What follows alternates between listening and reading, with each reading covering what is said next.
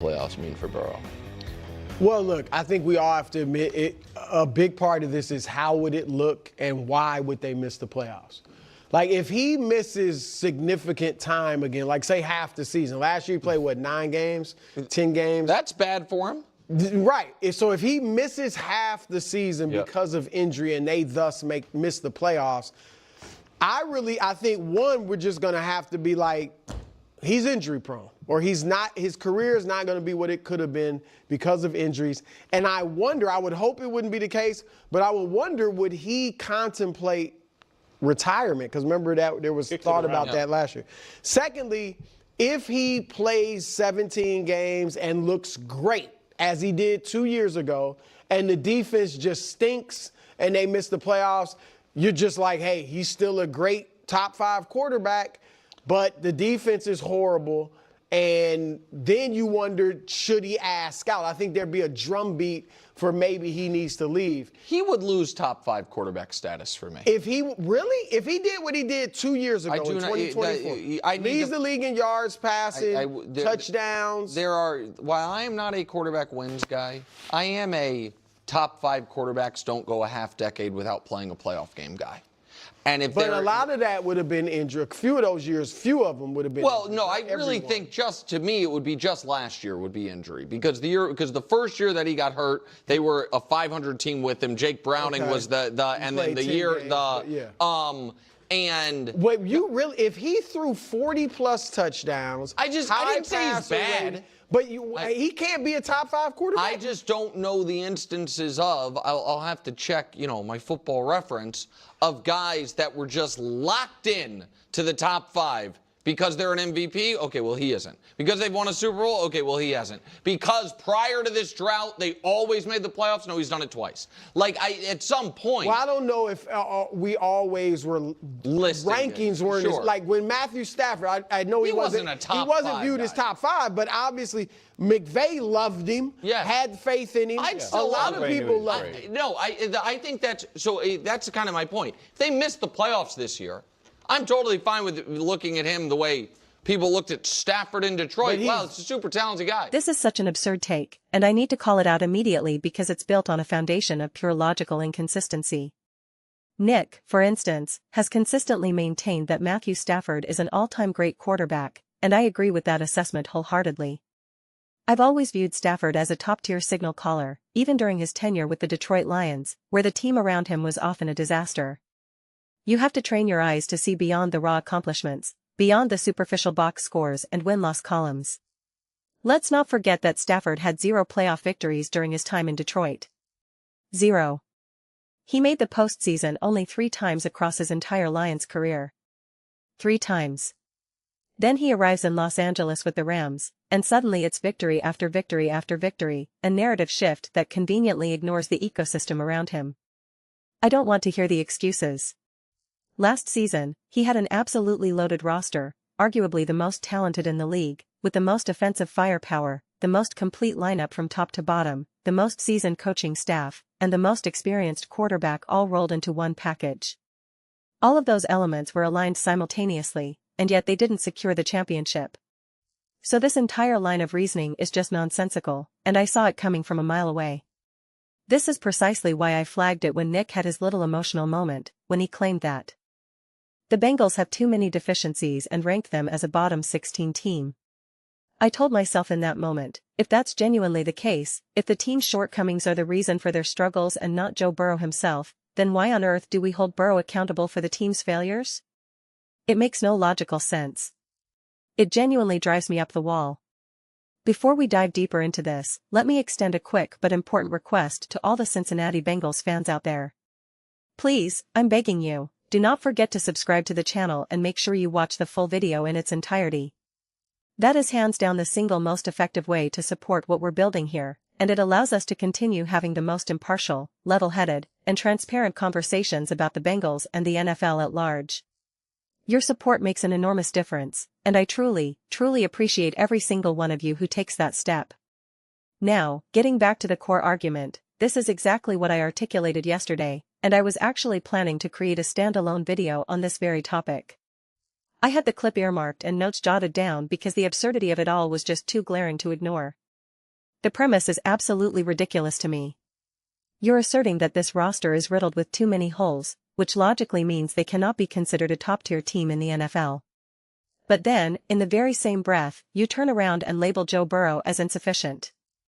Or not good enough because his team supposedly isn't good enough. That's a complete non sequitur. It simply does not track logically. If Joe Burrow were placed on the Rams, who Nick himself ranked among the elite teams, would they still be a top-tier squad?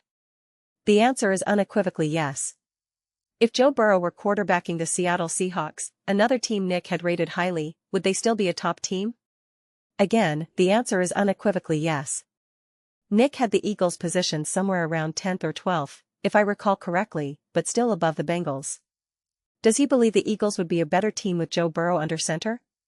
I'm confident he does, without a doubt. Regardless of how we want to frame the debate about whether Burrow is top 5 or top 10, I'm quite certain Nick would feel much more comfortable and optimistic about the Philadelphia Eagles prospects if Joe Burrow were their quarterback. But then, with the exact same player in Cincinnati, suddenly they're not even a top 16 team. So clearly, the issue is the surrounding cast, not the quarterback. If that's the case, if it's manifestly about the team, then why are we holding Joe Burrow's feet to the fire? It's a logical inconsistency that cannot be reconciled. It makes zero sense. I want to understand this, and this is where people always accuse me of bringing up Patrick Mahomes too often. I do it because it serves as a perfect, concrete illustration of this double standard. I've cited the Rams, the Eagles, and other franchises, but the Chiefs are such a flawless case study because when Mahomes fell short of the playoffs this past season, when he couldn't capture another Super Bowl, the narrative was that the team simply wasn't good enough. The problem is that people then respond, yes, but he's won in the past. And you know what? That's true, but he won those titles with significantly better teams. The more the talent around him declined, the less dominant he became. That's the reality of the situation. Meanwhile, in 2024, Joe Burrow delivered one of the most statistically insane seasons we've ever witnessed from a quarterback. It was historically great, historically special. He was absolutely not the reason his team was losing games. The trolls love to point to his performance against the Miami Dolphins and claim he wasn't exceptional, and that's just an absurdly reductive take, utterly devoid of context. He was operating behind the worst offensive line in the entire NFL, with a dismal running game, a defense that couldn't stop anyone, and while he had Jamar Chase for a full season, T. Higgins missed about 4 or 5 games. Despite all of that, Burrow put up mind-blowing, video game numbers that were off the charts. He was losing games in which his team hung 30-plus points on the board. And that's the key point that people miss. They say, oh, the Bengals had to score a lot, so the stats are inflated, but that's simply not what was happening. These weren't situations where the team was down by 21 in the fourth quarter and he was just slinging it in garbage time. These were intense, back-and-forth shootouts where he had to match every single score just to keep his team in the game. If his field goal kicker doesn't miss a bunch of crucial kicks that season, especially the one against the Rams, they win that game and they go to the playoffs. That's why I bring Mahomes back into the conversation as another reference point. People love to say Burrow wasn't great against the Dolphins, and my response is, are you serious? In the first 6 or 7 games of the 2024 season, Mahomes led the Chiefs to an undefeated record, but during that stretch he actually had more interceptions than touchdowns. I don't want to hear the double talk. Joe Burrow is undeniably an elite quarterback. He is unequivocally a top 5 talent. This isn't really about Joe Burrow as a player, it's about the perception around him. Now, the injury discussion is a separate issue, and I addressed that at length the other day when I talked about how the best ability is availability. I fully understand that perspective. Some players simply don't have the fortune of staying healthy, and the fact that we want to tear them down for that is actually quite disheartening. I love how people, especially in the mainstream media, are always preaching kumbaya, talking about giving peace a chance, emphasizing how we all need to work together, how this is a brotherhood, and how we need to be more loving and accepting. And yet, there is absolutely zero understanding of what it's like for Joe Burrow to be in the situation he's in, where he has suffered from really unfortunate injury luck. They claim he can't be a top 5 quarterback because of the injuries, but that's simply not true. We can absolutely have that conversation. We can say, unfortunately, this guy has a tendency to get injured. He's clearly a top 5 quarterback when healthy, but the unfortunate reality is that he struggles to stay on the field. And then, if you want to take him out of that top 5 list and insert someone else for the sake of argument, that's totally fair game. You can make that adjustment. But to act like we can't even remotely entertain the idea that Joe Burrow belongs in that upper echelon is just preposterous. It's absolutely, positively ridiculous.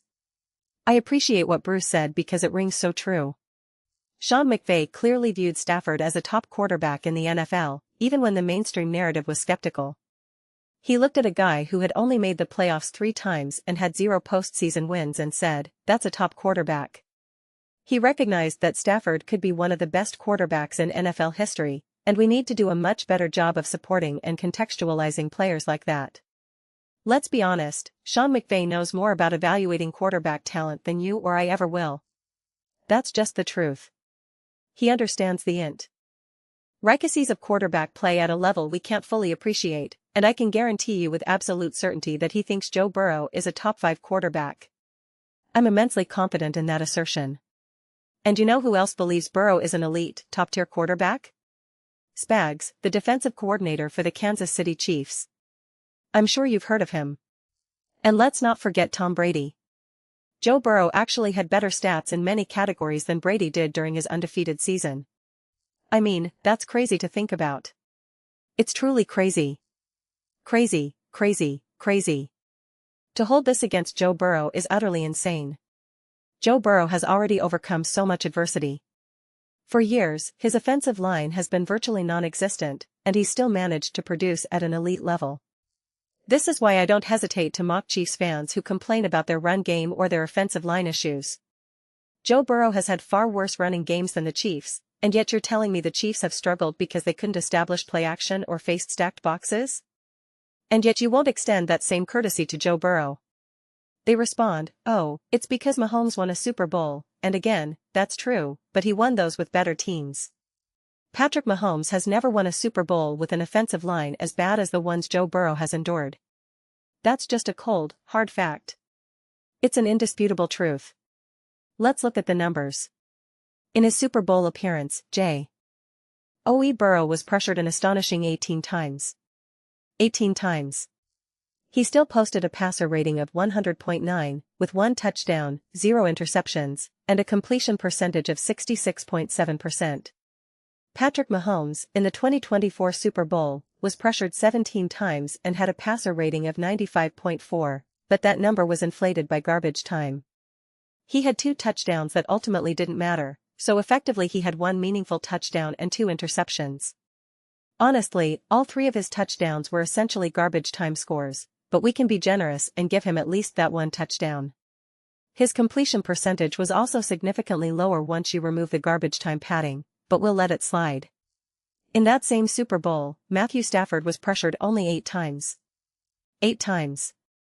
Joe Burrow's average time to throw was 2.42 seconds, while Matthew Stafford's was 2.78 seconds. Time to throw is a fairly accurate metric for pocket quarterbacks like these two, but it becomes skewed when you have scrambling quarterbacks who extend plays with their legs. That added time isn't properly accounted for, and it really should be. We need better, more advanced analytics to capture that nuance. But for these two quarterbacks, who are stylistically very similar, that difference, 2.78 versus 2.42, is absolutely insane. I'm honestly grateful for this fuel because it's going to drive a future video I'm planning on Jalen Hurts. People always talk about his offensive line and how great it is, but he was pressured more than Matthew Stafford in their respective Super Bowl appearances. So, when you argue that Stafford has a Super Bowl ring and therefore deserves the benefit of the doubt, I have to ask, are we serious? Look at the supporting cast: Cooper Kupp, a Triple Crown winner, Odell Beckham Jr., Sean McVay, Aaron Donald, Von Miller. Come on. This is getting ridiculous. The data further reinforces my point about time to throw, because people say Mahomes had a terrible offensive line, yet his time to throw was 3.24 seconds compared to Burrow's 2.42 seconds. So, you either agree with my argument that scrambling quarterbacks skew the time to throw statistic, or you don't. If you don't, then you have to concede that Mahomes' offensive line wasn't actually that bad, because nearly a full second difference in time to throw is massive. It's crazy. So, downplaying Joe Burrow, hating on Joe Burrow, has become one of the easiest barometers to gauge a few things. First, how biased are you? Second, how much do you genuinely understand about football? And third, are you capable of looking at something with nuance and added context?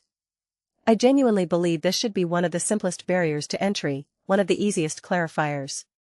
Before we have a debate about Jalen Hurts and Dak Prescott, ask the person, do you think Joe Burrow is a top quarterback in the NFL? Their answer tells you everything you need to know. If they say no, then you know immediately the ensuing conversation might not be worth having. That's going to be my new policy moving forward. So, if you guys want to leave a comment, before you do, let me know your thoughts on Joe Burrow. That will tell me if the comment is worth unpacking and engaging with. I think that makes sense. Let me know your thoughts. I read every single comment, whether you agree with me or disagree with me. Let's get into some discussions, let's get into some respectful fights, but ultimately, let's just have some fun. Please do consider subscribing. We're building an amazing community here, and I absolutely love to see you be a part of it. I want to build something that we all genuinely feel connected to, something that we're really excited to be part of. I think we're well on our way to doing that. Please don't forget to give this video a thumbs up, as it really does help with visibility and the algorithm. Thank you so much. See you next time.